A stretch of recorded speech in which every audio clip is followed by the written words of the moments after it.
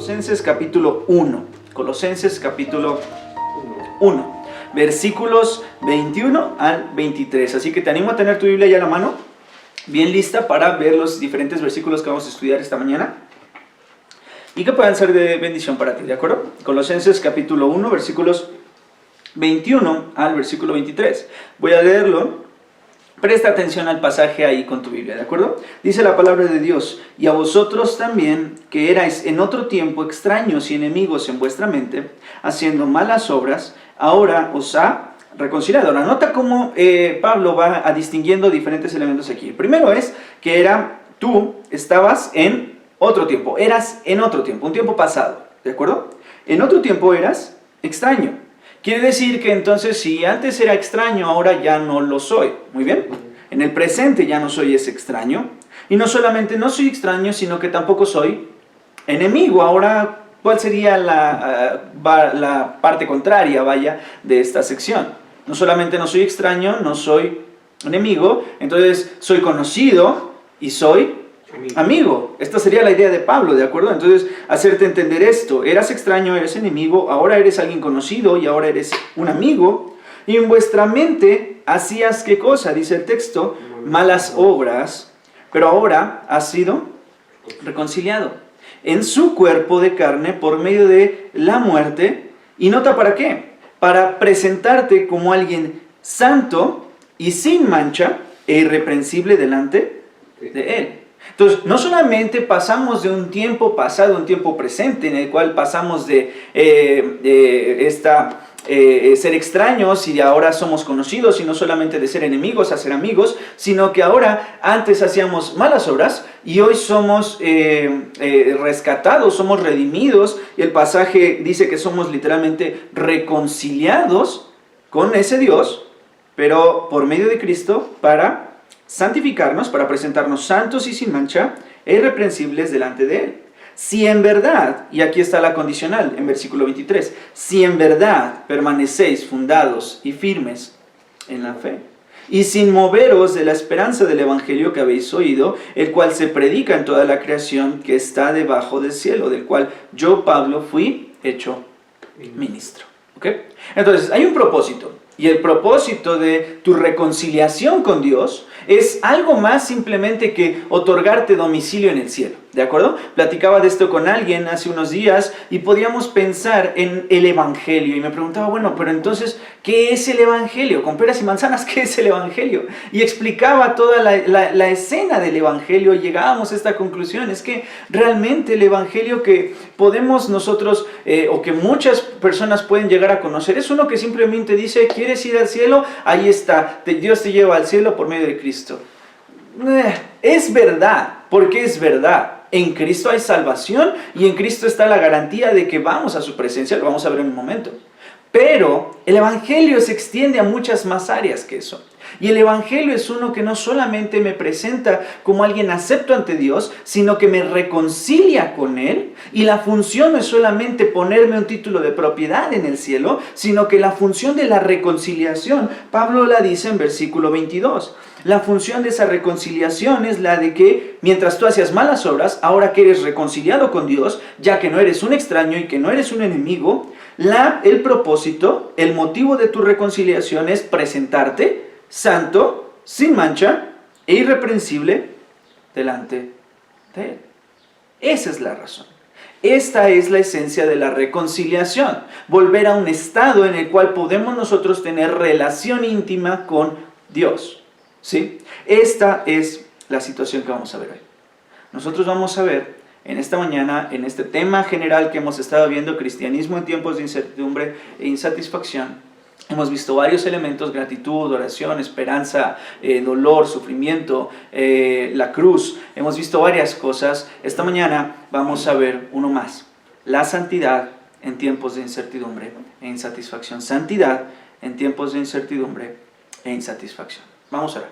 Padre, gracias te damos por esta mañana, Señor. Gracias por tu palabra. Gracias, Señor, porque nos permites conocerte a través de ella, Señor, y porque podemos nosotros, Señor, acercarnos a ti por medio de ella, Dios. Y ruego, Señor, en este día que tu palabra nos hable, Señor. Tu palabra nos toque nuestro corazón, Señor, y podamos nosotros ser transformados a través de ella.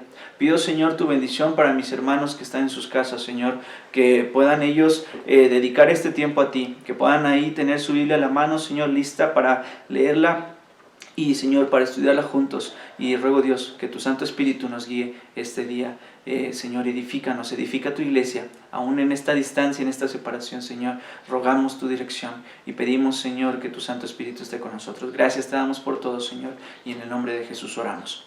Amén. ¿Alguna vez has visto los cortadores de pizza que tienen en las pizzerías? Esas como sierras pequeñas ahí, chiquitas, manuales, ¿verdad? Con las que fácilmente cortan las rebanadas de pizza. Bueno, estas últimas semanas en casa, y estoy seguro que muchas familias en el mundo, incluyéndonos, pues me entenderán, nos hemos convertido en básicamente masterchefs o grandes reposteros en estos días. Una de las cosas que más hemos hecho en casa en estas semanas, en estas últimas semanas junto con mi hermana, han sido pizzas. Hemos hecho varias cosas, hemos intentado hacer varias cosas, unas nos han salido, otras no tanto, pero una de las cosas que más hemos hecho en estos últimos días son pizzas, y pues creo que nos han quedado bien, creo que nos han quedado ahí más o menos, por lo menos pues nadie en la casa se ha enfermado hasta ahora. Por lo menos no sabemos, ¿verdad? Pero ¿sabes lo difícil que es cortar una pizza con un cuchillo? Un cuchillo de mesa. ¿Sabes lo complicado que es hacer una pizza e intentar cortarla con un cuchillo de mesa? Es bien complicado, porque la pizza sale caliente del horno, el queso está fundido con todos los ingredientes, y al pasar el cuchillo, pues se corren junto con el cuchillo, y con los dientes del cuchillo se corren todos los ingredientes. Necesitamos un rebanador de pizza. Y ¿sabes qué? El cuchillo es bueno. El cuchillo sirve y el cuchillo cumple su función. Y el cuchillo es bueno y funciona. Pero para lo que es su función, que es en la mesa cortar otras cosas, pero no para cortar una pizza. ¿Cumple su función el cuchillo? Sí, pero cortar una pizza no es una de sus funciones. Cada instrumento está diseñado para un uso específico. Usar un instrumento en algo para lo cual no fue diseñado dará como resultado un rotundo fracaso. Intenta sacar un tornillo de cabeza plana, de cabeza plana con un desarmador de cruz. No lo vas a poder hacer. ¿Por qué? Porque la función para la cual está diseñado el desarmador de cruz no es para sacar un tornillo de ese tipo. Entonces, cada instrumento está diseñado para un uso específico. De igual forma, tú y yo tenemos un propósito específico. Fuimos diseñados por Dios, y como creación suya, Dios nos dotó con sus dones, nos dotó con talentos, con habilidades y en general con una vida que fue puesta en un lugar específico y con el propósito de desarrollar una función específica. En pocas palabras, llevar gloria y honra al nombre de Dios. En Génesis, lo que nosotros encontramos es Dios extendiendo su reino en la tierra, al poblar, y la intención era poblar la tierra de hombres y mujeres que reflejaran su imagen y sus atributos. Y aunque el pecado ciertamente corrompe esta imagen, la corrompió, para nosotros como creyentes, siervos de Cristo, la tarea principal de nuestras vidas sigue siendo exactamente la misma. Hoy nosotros como creyentes tenemos exactamente la misma tarea que Adán tenía en Génesis: glorificar a Dios y extender su reino y ser agentes de impacto en este reino de Dios. Al nosotros reflejar y transmitir sus atributos, sus dones y lo que es Dios en sí mismo. Mostrar al mundo, en pocas palabras, la excelencia del gran y único Dios. Esa es nuestra tarea. Mostrar al mundo la excelencia del gran y único Dios. Esa es la función para la que fuiste diseñado. Esa es la función por la cual fuiste creado. Esa es la principal razón por la cual Dios te puso en esta tierra. Dios te diseñó. Pero fallamos en esta tarea. Adán lo hizo en Edén en el principio, y nosotros lo seguimos haciendo en pleno 2020. Nuestro instinto carnal aflora y el pecado termina gobernando nuestras vidas. En pocas palabras, manchamos el nombre de Dios y de Cristo cuando vamos en contra de la tarea principal por la cual fuimos creados. Cuando nosotros no estamos cumpliendo con la función por la cual Dios nos diseñó y con la cual Dios nos preparó y nos puso en esta tierra, nosotros estamos pisoteando el nombre de Dios. Vamos en contra de la tarea por la cual fuimos nosotros diseñados. Sin embargo, Dios no solo nos da un evangelio que nos garantice, como te lo dije hace un ratito, Dios no solamente nos da un evangelio que nos garantiza ir a su presencia en la eternidad, sino que nos da un evangelio que nos prepara para el día que lleguemos a esa eternidad. Dios nos está dando un evangelio que nos prepara para llegar a esa eternidad. Es un proceso por el cual el mismo evangelio que nos llama a su presencia nos transforma de una manera paulatina y progresiva, más y más a la imagen de Dios. Una vez más, el evangelio garantiza mi presencia en la eternidad, pero es el evangelio que me prepara para cuando llegue a la eternidad. Y es un proceso por el cual el mismo evangelio nos llama a su presencia y nos transforma de manera paulatina y de manera progresiva, más y más a la imagen de Jesús. ¿Qué quiero decir con todo esto? Mi papá y yo platicábamos en familia uno de estos días en casa, y en la cocina platicábamos hace no sé si fue la semana pasada, creo, que salió a tema algo de los matrimonios judíos, de los matrimonios, pues cómo tienen los judíos y cómo se celebran, y pues que pues aunque ellos se casan, y esto lo vemos en la Biblia, ellos se casaban y luego se separaban esta pareja durante un año y el esposo iba a preparar la casa y la pregunta es, bueno, ¿qué hacía la esposa? Y llegábamos a esa resolución, ¿no? Pues el esposo iba a prepararle casa y la esposa se quedaba para prepararse ella para cuando llegara a la casa. Y hacíamos toda una explicación teológica que nos gustó mucho, porque al final esta es la esencia de lo que está haciendo Cristo con su iglesia. Cristo nos salva y nos garantiza que vamos con Él y nos dice, yo estoy contigo y tú vas a ir conmigo y voy a regresar por ti. Esto es la idea. Pero se va y dice Juan, voy pues a preparar lugar para vosotros, creo que es Juan 14, voy pues a preparar lugar para vosotros para que donde yo estoy vosotros también estéis. Entonces, Cristo va a preparar lugar para nosotros. ¿Y cuál es nuestra tarea como la esposa de Cristo en la iglesia? ¿Cuál es nuestra tarea? Prepararnos para cuando lleguemos a la casa. Y entonces cuando lleguemos a la casa nosotros ya sepamos qué hacer, nosotros ya sepamos cómo comportarnos, cómo dirigirnos. Hemos sido preparados paulatina y progresivamente. Entonces el progreso es poco a poco, pero no solo es poco a poco, sino que es secuencial. Se va a cumplir y está siendo progresivamente transformado más y más a la imagen de Jesús, preparándote hasta cuando llegues a esa eternidad. A ese proceso nosotros le llamamos santificación. A ese proceso nosotros le llamamos santificación. Pero quiero presentarte 3 elementos aquí. Quiero presentarte 3 elementos rápidamente sobre la necesidad y lo que rodea a esta santificación. El primero de ellos es la conducta del hombre posterior a la caída.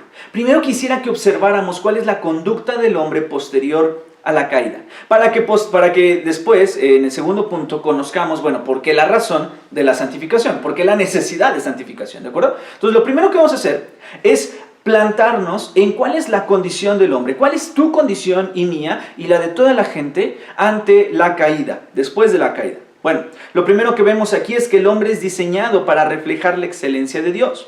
Con cada conducta suya, ahora él tenía esa tarea de reflejar la gloria de Dios, la excelencia de Dios. Pero su conducta ahora se había corrompido, trayendo como consecuencia una conducta desviada a los planes y propósitos de Dios. Esto es lo que Pablo, si sigues ahí teniendo Colosenses en tu Biblia, esto es lo que Pablo dice en Colosenses capítulo 1, versículo 21. Y a vosotros también que erais en otro tiempo, ¿y cómo te distingue? A ti en otro tiempo eras un extraño, eras un enemigo. Eras un extraño y eras un enemigo. Esta es la condición que genera la caída en el hombre. Esta es la condición que genera el pecado de Edén en el hombre. Nos hace ser tanto extraños como enemigos. Y precisamente esto es lo que vemos en la palabra de Dios. Nosotros somos enemigos de Dios sin Cristo. Si nosotros no tenemos a Cristo, nosotros somos enemigos de Dios, aun si no queremos verlo de esa manera. Las palabras son fuertes. Las palabras es que eres un extraño. ¿Quién eres? Si tú no tienes a Cristo, no importa que vayas a una iglesia, no importa que tengas una Biblia en tu casa. Si tú no tienes el Evangelio, si tú no tienes a Cristo como tu intercesor y quien te reconcilia con Dios, tú delante de Dios sigues siendo un extraño. Y vamos a llegar a la presencia de Dios y un día Dios va a decir, bueno, ¿y tú quién eres? Oh Señor, es que yo era el que iba a la iglesia. No me suena. No, Señor, es que yo di tantas ofrendas. No. ¿Sabes qué? La palabra de Dios dice que un día Dios distinguirá entre quiénes son los suyos y quiénes no. Y dirá a aquellos que no, nunca os conocí. Entonces debemos tener cuidado de considerar que nosotros somos todos conocidos por Dios, porque la verdad es que cuando nosotros estamos sin Cristo, cuando nosotros estamos alejados de la cruz de Cristo y del Evangelio, nosotros somos presentados en la misma Biblia como extraños y como enemigos. Pero para ti y para mí, que me has escuchado, que puedes estar en este tiempo comprendiendo el Evangelio, y que puedes estar conociendo su palabra, y que puedes estar conociendo y arraigándote en la cruz de Cristo en este tiempo, para ti que tú puedes decir esta mañana, yo sí he creído en el Evangelio, yo sí estoy seguro de que estoy afianzado en el Evangelio, yo sé que he venido a los pies de Jesús en arrepentimiento y fe genuinos. Si tú eres uno de esos, entonces déjame decirte, tú ya no eres un extraño y ya no eres un enemigo. De hecho, el pasaje nos dice que ahora eres un reconciliado. Ahora eres un reconciliado. Pero para estos que son extraños y enemigos, pues traen como consecuencia estas personas una conducta desviada a los planes y el propósito de Dios. El propósito de exaltar a Dios ahora se había transformado en un propósito de exaltar, sí, y siguen exaltando. Pero el problema es que posterior a Génesis 3, lo que ellos ahora exaltan es a sí mismos. Su búsqueda por el placer personal, la satisfacción carnal, humana, la perversidad de los actos que el hombre hacía, eso era lo que empezó a abundar en el corazón del hombre. Génesis nos lo dice de otra manera. En los tiempos de Noé, su pensamiento era de continuo solamente el mal. Su carácter de sencillez, humildad y armonía ahora se había convertido en uno soberbio, iracundo, altivo, denigrante y egoísta. Hoy la conducta del hombre en general no refleja la gloria del Dios que lo creó. Piénsalo por un momento. Hoy la conducta del hombre en general no refleja la gloria del Dios que lo creó. La personalidad es la de un ser que busca lo suyo propio. La búsqueda de nuestros propios intereses, nuestro bienestar social, cómo me vean a mí, cómo me traten, quedar bien con los amigos o con la familia, ganarme el aprecio, el cariño o la aceptación de la gente. Eso es lo importante. Lograr mis metas al costo de lo que sea, no importa a quién tenga que pasar por encima si es necesario. La desobediencia a los padres y el negarme a seguir sus recomendaciones, consejos u órdenes. Las familias son destruidas por los problemas porque tanto el esposo como la esposa no son capaces de ceder. Siempre uno debe tener la razón. ¿Y qué decir de nosotros como cristianos? Escuchando el sermón, asistiendo a la iglesia y de ahí en fuera, pues no tengo por qué... preocuparme, no tengo por qué preocuparme por otras personas, por lo que pase con otros hermanos. Esto pensábamos el día de ayer, mi papá y yo, precisamente, ¿cómo hermanos pueden pensar de esta manera? Ya fui, ya asistí, si me pasa algo, si no me pasa, pues bien para mí, pero ¿por qué tendría que preocuparme por otras personas de la iglesia o por otros hermanos y sus necesidades? Una adolescencia o juventud que denigra a nuestro Dios cuando pues la música que nos permitimos escuchar satisface mi carne y mis gustos. la ropa que usamos y la modestia o inmodestia con la que vestimos, nuestro hablar y las conversaciones que tenemos o las cosas que observamos. Todas estas cosas y muchas más son las que hablan de una sola cosa en especial: yo. Este es el principal problema. Porque ¿sabes qué? No fuimos creados para vivir para nosotros mismos, sino para alguien más. Cuando nosotros pensamos en todas estas cosas, debemos caer en una conclusión. ¿En quién radica todas estas actitudes, conductas y todo lo que nosotros hacemos o dejamos de hacer? El punto de esto termina siendo yo. Lo que yo quiero hacer, lo que a mí me satisface, lo que a mí me place, lo que yo quiero lograr. Entonces, el objeto de tu vida eres tú mismo, el objeto de tus deseos eres tú mismo, el objeto de tus metas eres tú. Entonces, vives literalmente para ti todo el tiempo, pero esta no fue la razón por la que fuiste creado. No fuimos creados para vivir para nosotros mismos, fuimos creados para vivir para alguien más. Esto es lo que nos presenta la razón de la santificación. Ya que observamos la conducta general del hombre posterior a la caída, es entonces cuando nosotros llegamos a la necesidad de la santificación. Entonces, número 2, vamos a ver esto, la necesidad de santificación posterior a la caída. Ya vimos la conducta posterior a la caída y ahora vamos a ver la necesidad de santificación posterior a la caída. Si comprendemos correctamente todas estas cosas que llegamos a hacer mal, que la gente en general hace mal, pero que no nos excluye a nosotros como cristianos, sino que nosotros como cristianos también estamos haciendo mal, entonces observamos que tenemos una necesidad. Y la necesidad es la de santificación. La urgencia de este proceso viene del hecho de la caída en el pecado. Si el hombre no hubiese pecado en un inicio, no necesitaría la santificación.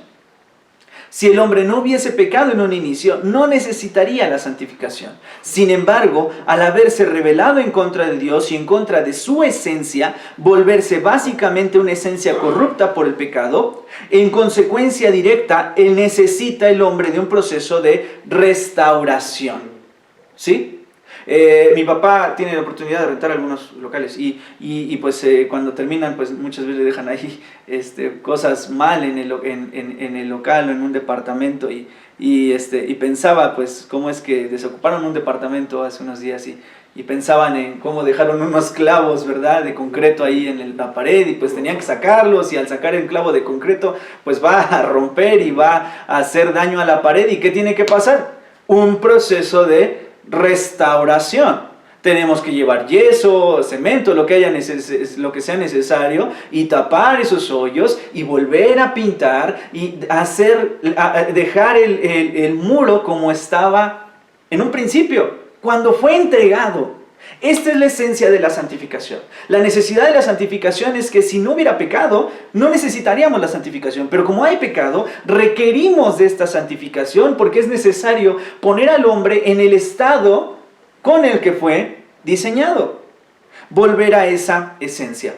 En esto también debemos entender que el pecado es algo más que simplemente infringir una ley. El pecado va más allá de solamente romper una ley o transgredir una ley. El pecado me habla de que estamos yendo en contra de la esencia del Dios que me creó. Cuando yo estoy pecando, estoy yendo en contra de uno de los elementos de la esencia de Dios. Llámese de su justicia, de su misericordia, de su paz, de su benignidad, de su santidad, de muchas otras cosas. Es por eso que necesita el hombre de un proceso de restauración. Ciertamente el creer en el Evangelio, las buenas nuevas de salvación a través de la sangre sustitutoria de Cristo, nos garantiza nuestra presencia ante Dios. Pero también la Biblia dice en Hebreos capítulo 12, nota lo que dice, acompáñame a tu Biblia en Hebreos capítulo 12, versículo 14. La Biblia nos dice que es a través de la sangre de Cristo, la sangre sustitutoria de Cristo, que somos garantizados para estar en la presencia de Dios. Pero también la Biblia dice en Hebreos capítulo 12, versículo 14, lo siguiente: seguid la paz con todos y la santidad, sin la cual nadie verá al Señor. Entonces, sin santidad nadie verá al Señor. En pocas palabras te resumo este punto. Dios nos garantiza nuestra presencia ante Él, pero también nos limpia y nos prepara para Él. Dios garantiza nuestra presencia ante Él, pero también nos limpia y prepara para Él. Ahora, ya que entendimos esto, ahora sí vamos por el tercer y último punto, la santificación. Ya entendimos la caída, ya entendimos la conducta posterior a la caída. Ahora ya entendimos también la necesidad de santificación posterior a la caída. Finalmente vamos a ver en este punto la santificación. La santificación.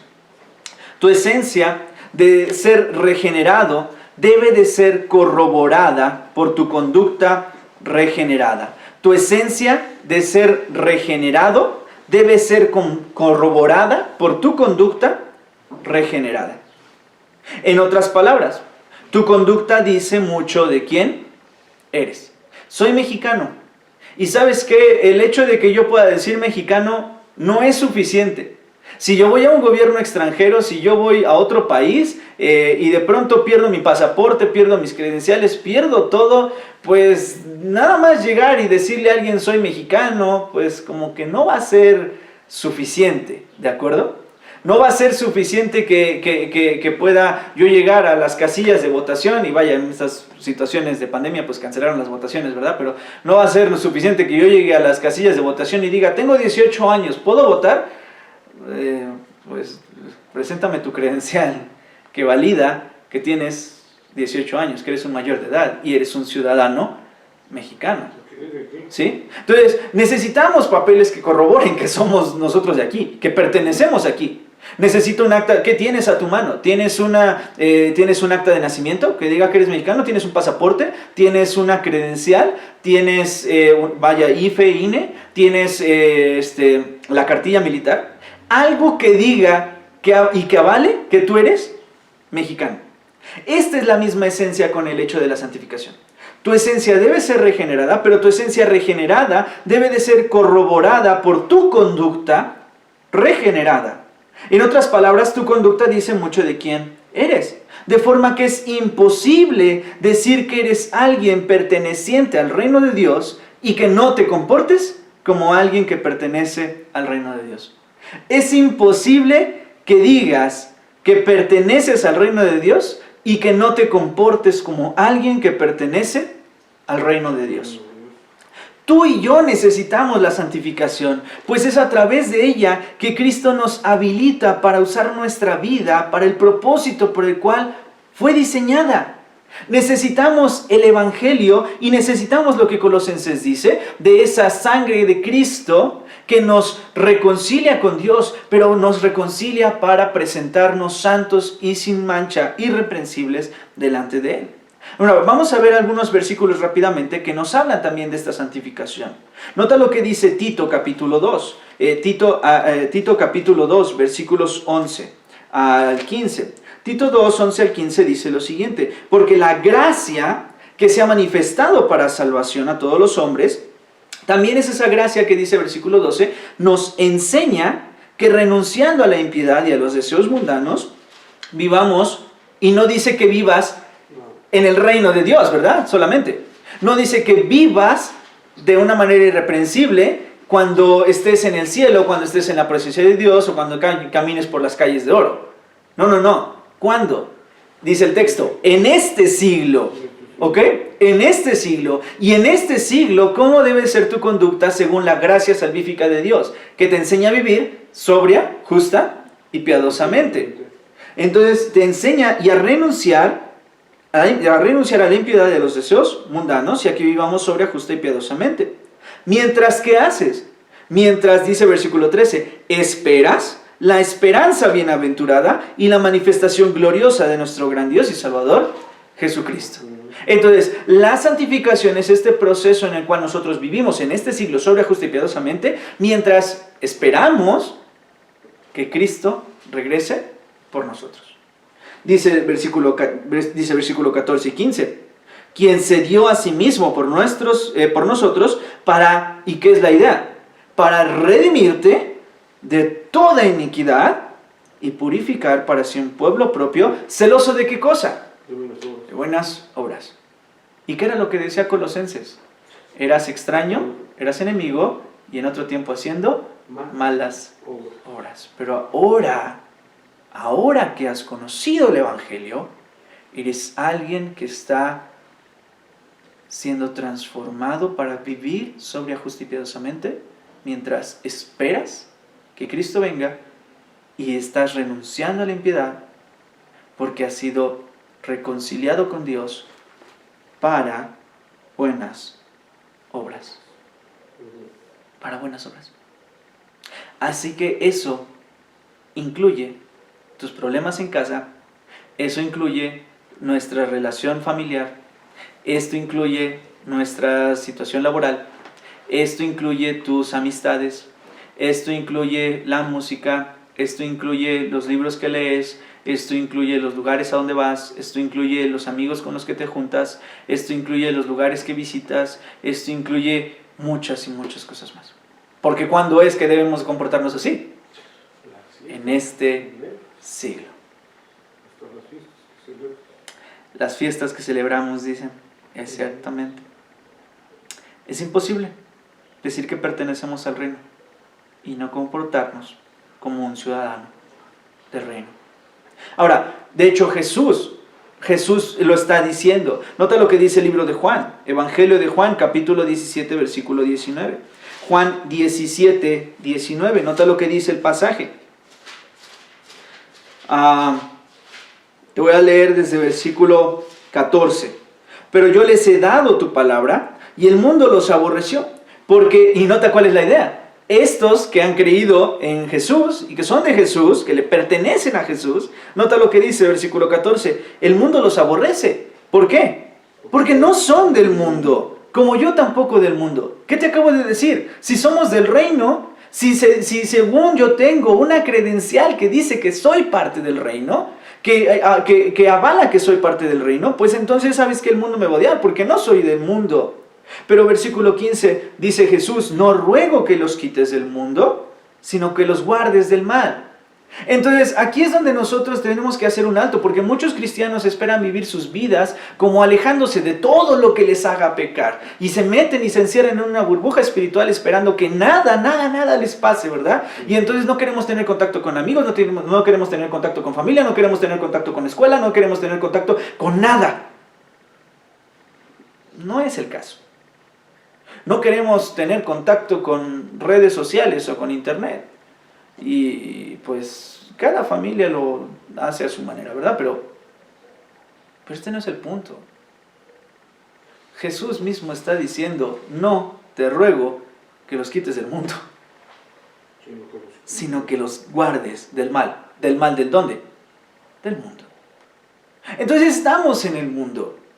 Y el punto no es que nos encerremos en una burbuja espiritual esperando que nada nos suceda. Porque el pecado, como decíamos de hecho el día jueves en el tiempo de oración que tuvimos, el pecado no es algo que radica en cosas, objetos o personas, o externo a nosotros. El pecado es algo que mora en nosotros. Así que estés en el lugar más santo posible. Si tu corazón no es guardado del mal por Cristo, vas a fracasar. Cristo está diciendo, te ruego que no los quites del mundo. No te ruego que los quites del mundo, sino que los guardes de él. No son del mundo, como yo tampoco soy del mundo. Y versículo 17, santifícalos en tu verdad, tu palabra es verdad. Como tú me enviaste al mundo, así yo los he enviado al mundo, y por ellos yo me santifico a mí mismo. ¿Pero para qué? Para que también ellos, tú, seas santificado en la verdad. Entonces Cristo se santificó Cristo fue santo para que tú pudieras también ser santo. La santificación es una consecuencia directa de un nuevo nacimiento en Cristo. Estás unido vitalmente a Cristo, en su esencia, en su carácter, en su conducta. Todo lo que es verdad de Cristo es verdad de ti. Así que la vida de Cristo debe hacerse manifiesta a través de ti. Esta es la idea. Estamos unidos a Cristo de manera que su vida, su conducta, su ser, su esencia, su carácter, todo lo que es Cristo es lo que somos también nosotros ante Dios. Y entonces lo que es verdad de Cristo es verdad de nosotros y la vida de Cristo se hace y debe hacerse manifiesta en nuestras vidas. Esto es santificación. Es vivir a la vista de lo que Jesús es y hace, en la imitación de su ser, pues soy uno en Cristo. Soy uno con Él en Cristo. ¿Es posible hacer esto? Sí. Y sí es posible, ¿por qué? ¿Porque somos perfectos? ¿Porque nosotros sí podemos? ¿O porque tenemos fuerza de voluntad? No, es posible porque Él ganó tu vida, tu ser, tu esencia y tu corazón en la cruz. La compró para sí, para mostrarle al mundo a través de nosotros la excelencia de la multitud de sus atributos que lo hacen único y maravilloso. Y este era el plan en un inicio y este es el plan que sigue continuando para ti, para mí, ahora. Dios compró todo lo que tú eres, incluyendo tu boca, tus pies, tu corazón, tus ojos, todo lo que eres, tu carácter, tu conducta. Todo eso Dios lo compró en la cruz y lo hizo suyo y te une a Él. De modo que ahora tú y yo podemos nosotros reflejarle al mundo la excelencia de la multitud de sus atributos que lo hacen único. Dios desarrolla este proceso a través del Espíritu Santo, quien nos habilita y habilita no solo tu corazón, sino que habilita tu mismo cuerpo para glorificar a Dios. Esto incluye tu boca, tus pies, tus manos, tu cerebro, tus ojos, todo lo que tú eres. Romanos capítulo 8 dice lo siguiente, o sea, si es que el Espíritu de Dios mora en vosotros, el Espíritu que levantó a Cristo de entre los muertos vivificará también vuestros cuerpos mortales. No solamente tu cuerpo espiritual, sino tu cuerpo mortal por el Espíritu que mora en vosotros, en ti. Es un trabajo del Espíritu que el Espíritu está haciendo. Nota lo que dice capítulo 6 de Romanos. Es un pasaje que le he mostrado mucho a otras personas porque pues a veces pensamos solo en este aspecto de el cielo, de que vamos al cielo y vamos al cielo, pero es algo más. Tiene que ser algo más. Nota lo que dice Romanos capítulo 6. El versículo que a muchos cristianos les gusta es el 23. Porque la paga del pecado es muerte, mas la dádiva de Dios es vida eterna en Cristo Jesús Señor nuestro, ¿no? Entonces, ¿quién de ustedes no quiere tener vida eterna? Pues todos, todo el mundo. Y si yo te ofrezco solamente eso, ¿cuántos crees que van a querer la vida eterna? Muchos. Pero quiero que notes que antes de llegar al 23 tenemos que pasar por el 22, ¿verdad? Y nota qué es lo que dice el 22. Mas ahora que habéis sido libertados del pecado y hechos siervos de Dios, la palabra siervo literalmente en griego es esclavo de Dios, ¿qué tenéis? Tienes por vuestro fruto, ¿qué cosa? La santificación. Y como fin, la vida eterna. Y como fin, la vida eterna. ¿Pero qué dice Hebreos? Sin santidad, nadie verá al Señor. No solo tu corazón está involucrado en el proceso de la santificación, sino cada parte de tu ser. No solamente tu corazón está involucrado en el proceso de santificación, sino cada parte de lo que eres tú. J.C. Riley lo dice de esta manera: la santificación constituye la única evidencia cierta de que el Espíritu Santo mora en el creyente. La santificación constituye la única evidencia cierta de que el Espíritu Santo mora en el creyente. ¿Cómo avalamos que el Espíritu mora en nosotros? Nuestra conducta. ¿Cuál es nuestra carta de presentación? ¿Cuál es nuestra credencial que avala que sí somos parte del cuerpo del Espíritu Santo? Lo que nosotros reflejamos. Esa es lo que constituye la evidencia única de que el Espíritu mora en ti, según J.C. Riley. ¿Sabes que tu vida no cobrará un sentido armonioso y perfecto hasta que no la vivas para quien diseñó tu vida de manera armoniosa y perfecta? Tu vida no cobrará un sentido armonioso y perfecto hasta que no vivas para quien diseñó tu vida de manera armoniosa y perfecta. Tu propósito está ligado al propósito de Dios.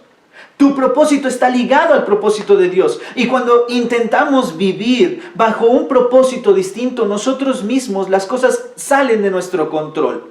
Perdemos el sentido de la vida, vivimos en una profunda insatisfacción, nada nos llena. Ni la economía, ni una pareja, ni la familia, ni los amigos, ni siquiera la mejor iglesia a la que puedas tú encontrar con el mejor predicador, el mejor pastor o la mejor música. Nada te va a satisfacer porque todo lo que estás haciendo lo estás viviendo con el propósito equivocado, tú mismo.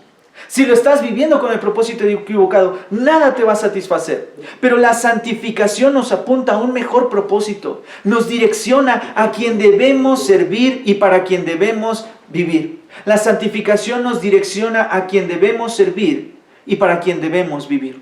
Nos aparta para un uso específico, el que desde un inicio tuvo el hombre. Restaura nuestra vida y la instituye para el dador de la vida. Restaura mi vida y la instituye para el dador de la vida. Hoy nuestros deseos deben estar sometidos a alguien más grande que yo. Nuestros planes, metas y objetivos de la vida deben estar sujetos a aquel que nos da la capacidad y la oportunidad de plantearnos esas metas. No está mal tener metas, objetivos o propósitos de vida. Lo que está mal es que yo sea el centro y el objeto de mi vida. Entonces, yo voy a vivir eso en vista de aquel que me da la oportunidad de plantearme esas metas. De modo que al tener un empleo, estudiar algún grado escolar, convivir con mi familia, salir a la calle o ir de compras, todas estas labores y muchas más deben ser sujetas a un principio general. Esto que estoy a punto de hacer, decir, ver, escuchar, ponerme, entrar, ¿es algo que refleja el carácter de Jesús? Pregúntate algo, ¿esto es algo que haría Jesús? ¿O podría hacerlo con Jesús aquí a mi lado? Para los que son de la iglesia vimos la carta de Gálatas, estamos viendo la carta de Gálatas y vimos lo que decía el pasaje, ¿verdad? En Gálatas capítulo 2. Porque con Cristo estoy juntamente crucificado. Ya no vivo yo, mas vive Cristo en mí. Y lo que ahora viva en la carne, lo vivo en la fe del Hijo de Dios, el cual me amó y se entregó a sí mismo por mí. Conclusión. Somos agentes de impacto en un mundo que necesita impacto. Somos agentes de impacto en un mundo que necesita impacto. Pero si nuestra vida es como la del mundo, ¿qué impacto esperas que tengamos? Pero si tu vida es como la del mundo, ¿qué impacto esperas tener tú? Estamos en un proceso de santificación y es necesario que reflejemos santidad. En algunos el proceso es más lento que en otros, pero tenemos una seguridad, y dice Filipenses capítulo 1 versículo 6, que el que comenzó la buena obra en ti, la perfeccionará hasta el día de Jesucristo. Dios no ha terminado contigo, mi hermano. Dios no ha terminado contigo. Y puedes estar seguro de que Dios está haciendo una gran obra en ti. Pero si somos de Él, comencemos a vivir y actuar como Él. Porque Cristo está perfeccionándote a través de la santificación. Tú debes vivir en reflejo de su imagen por la santificación. Porque Cristo está perfeccionándote a través de la santificación. Tú debes vivir en reflejo de su imagen por la santificación. Vamos a ver. Padre, gracias te damos, Señor, esta mañana, Señor, porque eres bueno, Señor, y porque estás haciendo una gran obra en nosotros. Gracias, Dios, porque tenemos la oportunidad de ser llamados tus hijos, porque siendo extraños y enemigos, siendo desobedientes y haciendo malas obras, te dignaste a llamarnos tus hijos. Gracias, Dios, porque nos has reconciliado a través de la sangre de Cristo. Pero enséñanos y haznos entender esta mañana que el propósito de ello era hacer para ti un pueblo propio que fuese celoso de buenas obras, para presentarnos santos, sin mancha e irreprensibles ante ti. Enséñanos que nuestra vida está diseñada para vivirla para ti. Está diseñada cada elemento de ella para estar cerca de ti. Nuestro propósito está hilado a tu propósito, unido de manera perfecta. Pero queremos utilizar nuestra vida para otra cosa que no es nuestra función. nosotros mismos. Requerimos, Señor, que tú nos transformes a través de la santificación. Y que cada parte, elemento de nosotros, nuestro corazón, espíritu, fuerzas, nuestra alma, Señor, nuestras actitudes, nuestra conducta, nuestros miembros, como vimos en Romanos, Señor, todo lo que nosotros somos, nuestra boca, nuestros ojos, nuestros pies, todo lo que somos, Señor, sea transformado para tu gloria. Necesitamos ser agentes de impacto en un mundo que necesita de impacto. Pero si nosotros decimos que somos tuyos, entonces empecemos, Señor, a vivir como alguien que te pertenece a ti. Si digo que te pertenezco a ti, que empiece mi vida a reflejar una vida y una conducta que evidencie que te pertenezco a ti. Ruego, Señor, que completes tu gran obra en nosotros. Y para algunos tardará más, para algunos tardará menos, hasta el día que lleguemos ante tu presencia, Señor.